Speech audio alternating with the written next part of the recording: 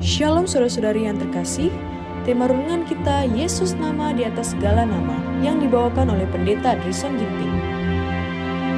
Shalom saudaraku, bersama kembali dalam renungan kita hari ini, hari yang pertama di bulan April, dan renungan kita Senin 1 April 2024 dengan judul Tunas. Ayatnya di dalam Yesaya 11 ayat yang pertama. Suatu tunas akan keluar dari tunggul Isai, dan taruk yang akan tumbuh dari pangkalnya akan berbuah. Mesias adalah dari keturunan raja, karena dalam nubuatan yang diucapkan oleh Yakub, Tuhan berkata, tongkat kerajaan tidak akan beranjak dari Yehuda, ataupun lambang pemerintahan dari antara kakinya, sampai dia datang yang berhak atasnya, maka kepadanya akan takluk bangsa-bangsa. Kejadian 49 ayat 10. Yesaya menubuatkan, suatu tunas akan keluar dari tunggul Isai, dan taruk yang akan tumbuh dari pangkalnya akan berbuah. Sendengkanlah telingamu dan datanglah kepadaku, dengarkanlah, maka kamu akan hidup. Aku hendak mengikat perjanjian abadi dengan kamu, menurut kasih setia yang teguh, yang kujanjikan kepada Daud.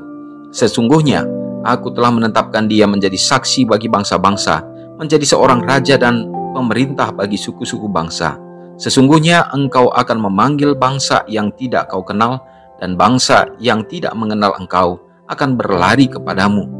Oleh karena Tuhan Allahmu, dan karena yang Maha Kudus Allah Israel yang mengagungkan engkau. Yesaya 11 ayat 1, Yesaya 55 ayat 3-5. Yeremia juga menyaksikan kedatangan penebus sebagai putra rumah Daud. Sesungguhnya waktunya akan datang, demikianlah firman Tuhan, bahwa aku akan menumbuhkan tunas adil bagi Daud. Ia akan memerintah sebagai raja yang bijaksana dan akan melakukan keadilan dan kebenaran di negeri. Dalam zamannya Yehuda akan dibebaskan dan Israel akan hidup dengan tentram. Dan inilah namanya yang diberikan orang kepadanya, Tuhan keadilan kita. Dan lagi, sebab beginilah firman Tuhan, keturunan Daud tidak akan terputus duduk di atas tahta kerajaan kaum Israel, dan keturunan imam-imam orang Lewi tidak akan terputus mempersembahkan korban bakaran di hadapanku, dan membakar korban sajian dan mengorbankan korban sembelihan sepanjang masa.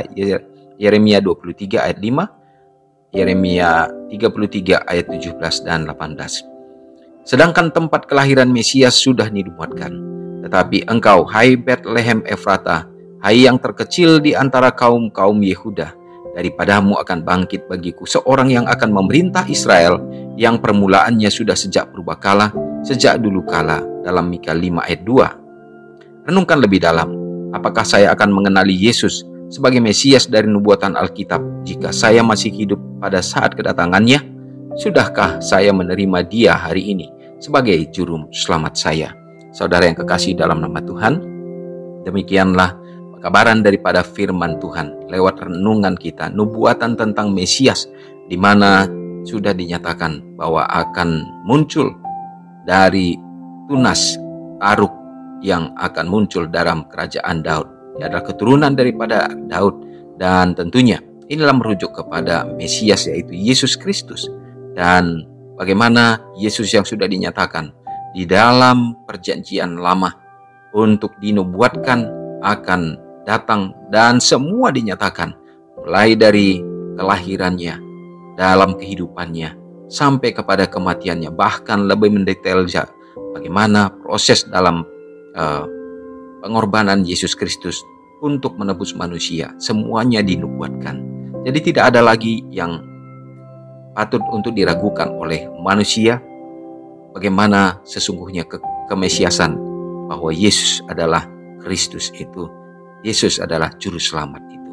Meskipun kita tahu banyak yang sekarang ini, khusus bagi umat-umat Israel, yang masih menantikan akan kedatangan Mesias oleh karena tidak menerima kehadiran daripada Yesus Kristus. Dan hal sedemikian dapat terjadi bagi kita, walaupun kita sudah menerima dalam perkataan kita, yaitu Yesus Kristus, tetapi mungkin sepenuhnya kita tidak mengikuti akan kehendaknya. Kita tidak mengasihi dia, sehingga dalam perbuatan tingkah laku kita tidak menunjukkan bahwa kita benar-benar yakin percaya kepadanya. Dan biarlah melalui nubuatan yang sudah dinyatakan dan telah tergenapi ini, dan kita merasakan kehadiran Kristus, biarlah kita semakin teguh dalam iman kita. Mari kita berdoa. Allah Bapa yang bertahta dalam kerajaan sorga, terpujilah Engkau Tuhan. Terima kasih oleh karena di dalam pekabaran firman Tuhan kami dapatkan ya Bapa, bagaimana rencana penyelamatan atas kami manusia yang berdosa ini sudah direncanakan oleh Tuhan, oleh Bapa di sorga, untuk dapat mengutus Yesus Kristus dan juga ya Bapa melalui korban keselamatan untuk dapat menjadi jaminan bagi kami supaya kami dapat dimenangkan, diangkat dari lumpur dosa. Terima kasih Bapa oleh karena Engkau menepati segenap janji Tuhan, dan kami percaya di saat Tuhan sekarang ini berada di surga untuk mempersiapkan tempat bagi umat-umat-Mu, dan janji Tuhan akan kembali sebagaimana Engkau sudah menepati janji-Mu ya Bapa, hadir di dunia ini dan berkorban bagi kami. Maka kami juga yakin dan percaya Tuhan akan datang segera seperti yang Tuhan nyatakan. Biarlah ini meneguhkan iman kami. Hari ini Bapa, persiapkanlah hati kami dalam kehidupan masing-masing ya Tuhan, umat-umat-Mu dimanapun berada, supaya kami tetap sedia dalam menunjukkan iman kerohanian kami di setiap hari. Demikian juga Tuhan, berkati dengan kesehatan, dengan keselamatan dalam segala keperluan dan kebutuhan kehidupan.